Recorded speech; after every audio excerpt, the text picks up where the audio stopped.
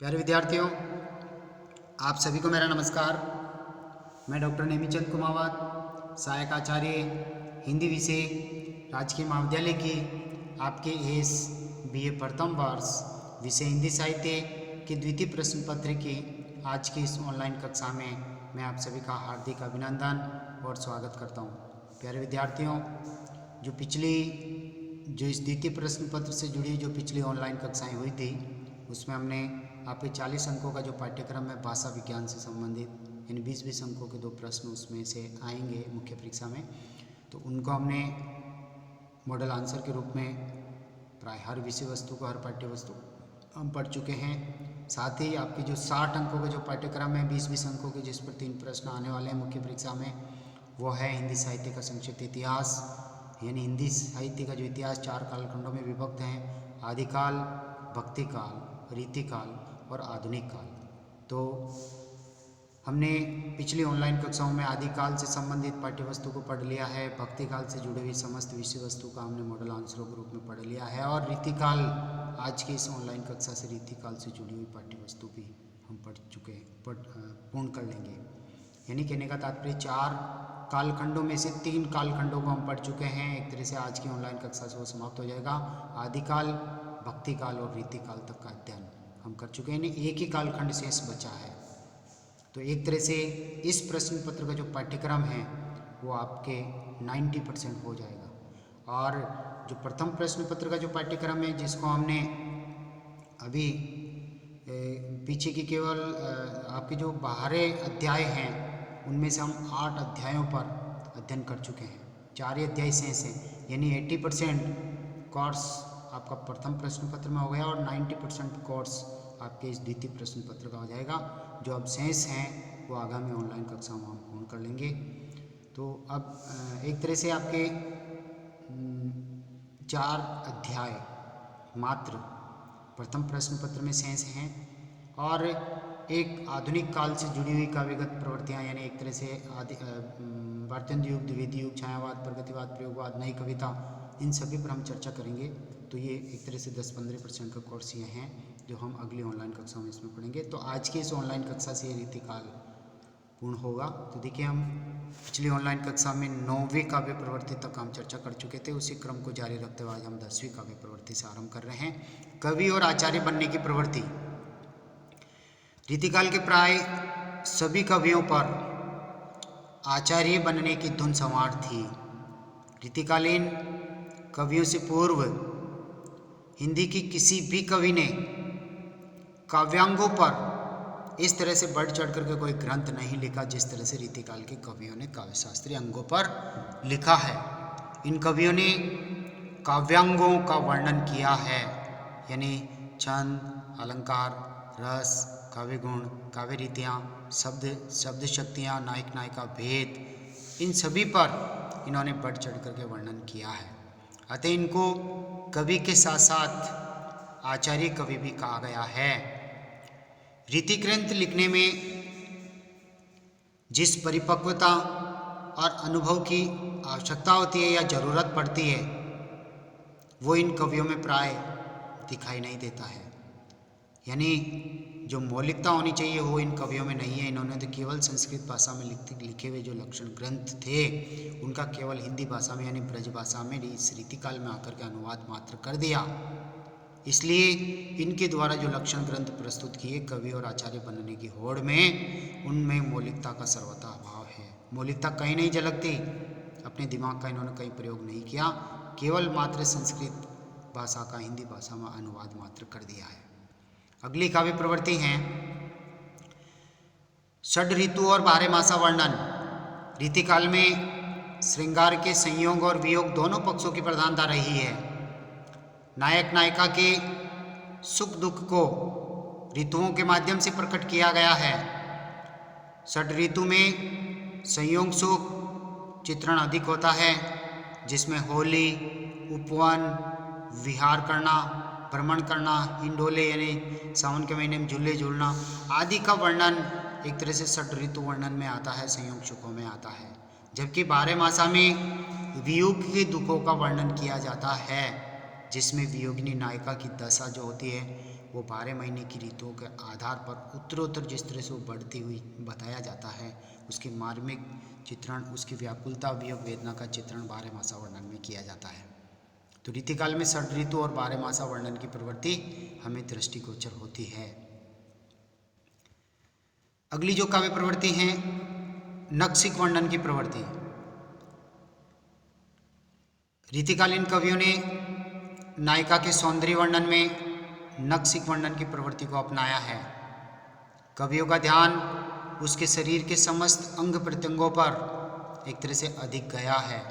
उन्होंने मांसल वर्णन किया है, यानी सिर की चोटी से लेकर के पैर के नाखूनों तक जो भी सौंदर्य व्याप्त है नायिका का, मांसल सौंदर्य, उन सभी का वर्णन करने में इन कवियों का मन खूब रमा है। नक्सिक वर्णन में कवियों ने अपनी मर्यादा का जरा भी ध्यान नहीं रखा है। छोटी सी बिंदी को लेकर भी छोटी सी बिंदी को लेकर के भी तिल हजारा और अलग यानी बालों को लेकर के अलग शतक तक की रचना भी कर डाली गई है। तो ये छोटी छोटी नायिका के अंग प्रत्यंगों को लेकर के जो सौंदर्य वर्णन की प्रवृत्ति रही है, नक्सिक वर्णन की प्रवृत्ति, वो रीतिकाल में हमें झलकती है, दिखाई देती है। फिर है नायक नायिका के भेदों का चित्रण। 13वीं काव्यगत प्रवृत्ति सामान्य प्रवृत्ति एक तरह से वो है। तो देखिए इसमें रस के आलंबन, स्त्री और पुरुष जिनको नायक नायिका कहा जाता है, यानी नायक और नायिका के जितने भी भेद, उपभेद, प्रभेद हो सकते हैं, उन सब का वर्णन इन कवियों ने अपनी लेखनी से कर डाला। शायद ही कोई भेद इन कवियों की दृष्टि से ओझल हुआ हो, यानी छुपा हुआ रह गया हो। इस क्षेत्र में इन्होंने संस्कृत साहित्य को भी पीछे छोड़ दिया है। इतने नायक नायिकाओं के बढ़ चढ़ करके भेदों का वर्णन किया। नायिकाएं कितनी प्रकार की हो सकती है और नायक कितने प्रकार के हो सकते हैं, इनको लेकर के इन्होंने चित्रण किया है। अगली काव्यगत प्रवृत्ति है 14वीं, वह है मुक्तकों की अधिकता, यानी प्रबंध काव्य बहुत कम लिखे गए हैं। जैसे प्रबंध काव्य एकमात्र रामचंद्रिका केशवदास जी के द्वारा जो रीतिपद कवि उनके द्वारा प्रबंध काव्य लिखा गया। बाकी प्राय सभी ने मुक्तक पद लिखे हैं, जो पद अपने आप में स्वतंत्र है, जिसमें पूर्वापर कोई संबंध नहीं है।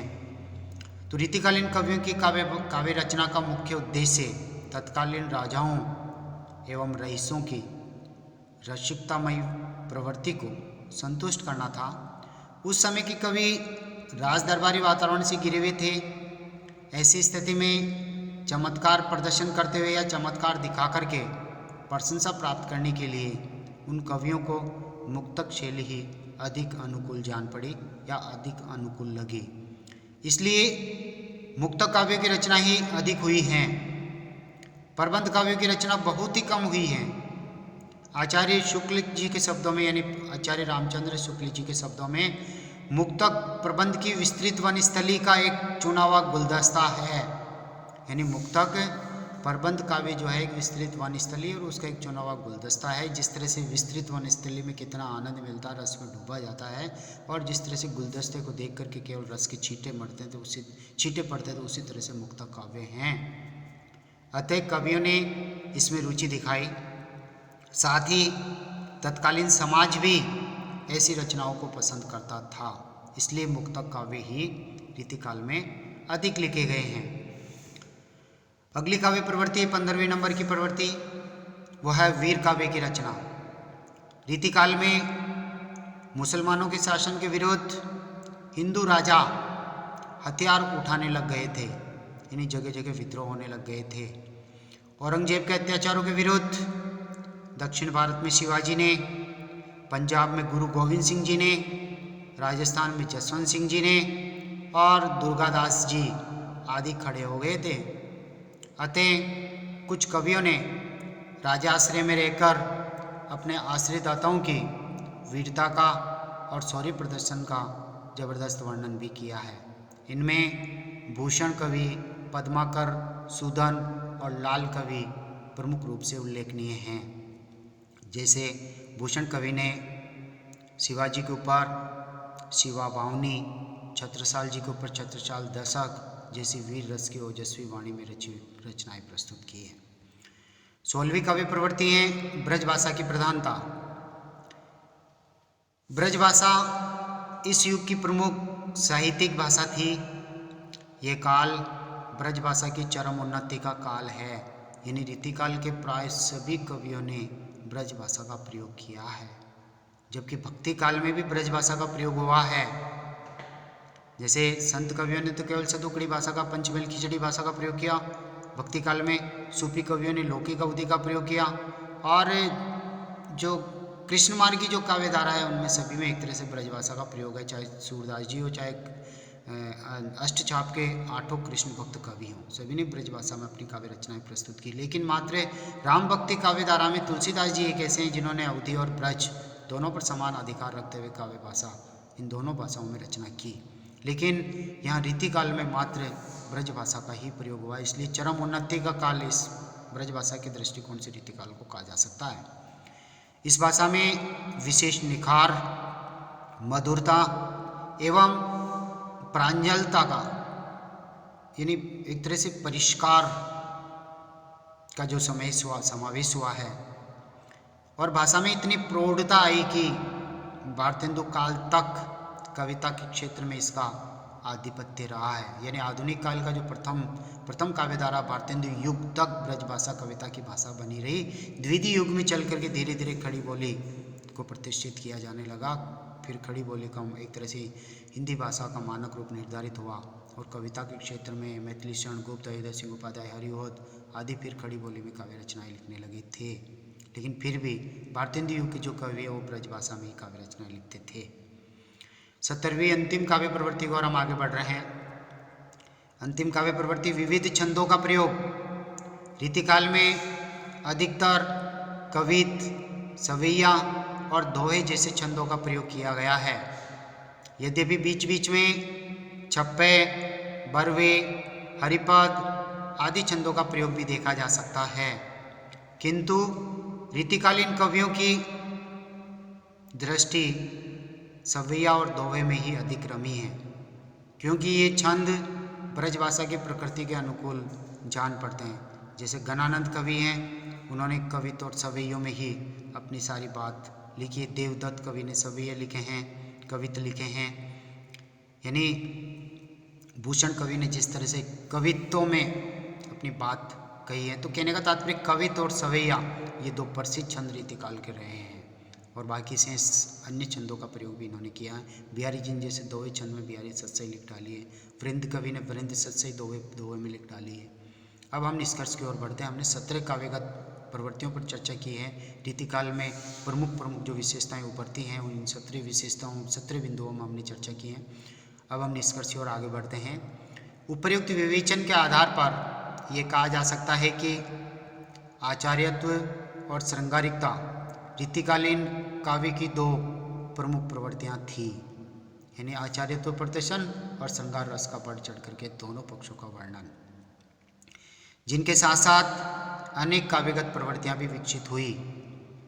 यह युग श्रृंगार प्रधान था, यानी श्रृंगार रस की रचना इस युग में प्रधान तत्व लिखी गई है, मुख्यतः लिखी गई है, और इस युग का वातावरण रसिकता के अनुकूल था।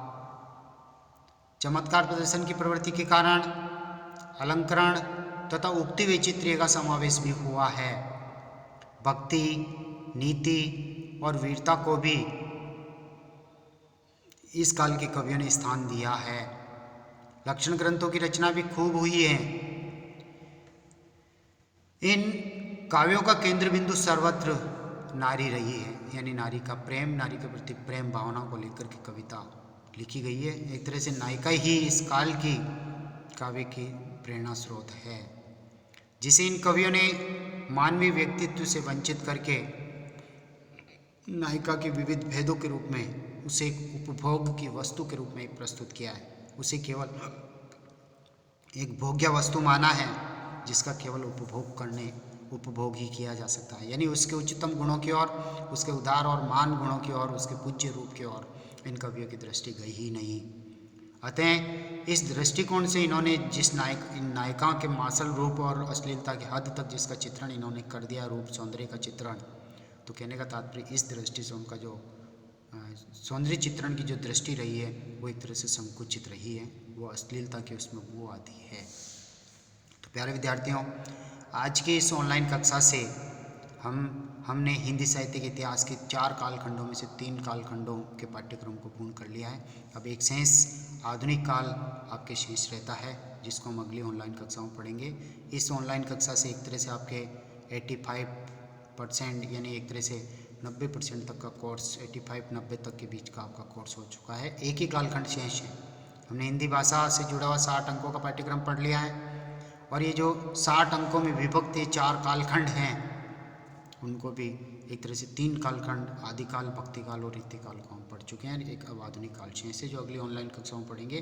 विद्यार्थियों, आपसे एक बार पुनः आग्रह है कि जो विद्यार्थी अभी तक व्हाट्सएप ग्रुप से नहीं जुड़ पाए हैं, वो अपने एंड्रॉयड फ़ोन के नंबर हमें भेजें, ताकि हम व्हाट्सएप ग्रुप में उनको जोड़ सकें, ताकि ये जो PDF नोट्स हैं इनका उनको फ़ायदा मिल सकें। और यूट्यूब चैनल पर जो वीडियोज हम ई क्लासेज, जो ऑनलाइन क्लासेज हम अपलोड कर रहे हैं, उनका लिंक भी आपके व्हाट्सएप ग्रुप में हम शेयर कर रहे हैं, उनका फ़ायदा भी आप ले सकते हैं। साथ ही कॉलेज से जुड़ी हुई कोई महत्वपूर्ण सूचना, चाहे आनंदम हो, छात्रवृत्ति हो या अन्य कोई महत्वपूर्ण सूचनाएं जो आप तक पहुंचाई जानी हैं, तो आप व्हाट्सएप ग्रुप से जुड़े हुए होंगे तो आसानी से सूचना आप तक पहुंच जाएगी, उससे और उसका फ़ायदा आपको मिलेगा। साथ ही जो विद्यार्थी यूट्यूब चैनल पर अपलोड की गई इन वीडियोज़ को, प्लेलिस्ट को, कक्षावार जो प्लेलिस्टें तैयार है उनको जो पहली बार ओपन करके देख रहे हैं, तो उनसे आग्रह है कि वो वीडियोज़ को लाइक करें और कॉलेज के इस यूट्यूब चैनल को सब्सक्राइब करें, क्योंकि जब तक आप सब्सक्राइब नहीं करेंगे तब तक आपकी महाविद्यालय में ऑनलाइन उपस्थिति सुनिश्चित नहीं हो सकेगी। अतः आप सब्सक्राइब जरूर करें। और सब्सक्राइब करने का दूसरा फ़ायदा ये भी है कि इन विषय वस्तु से संबंधित और भी वीडियो जैसे यूट्यूब चैनल को आप खोलेंगे तो आपके समक्ष और उपस्थित होते रहेंगे। तो प्यारे विद्यार्थियों, आप सभी को बहुत बहुत धन्यवाद। जय हिंद, जय भारत। आप सभी को नमस्कार।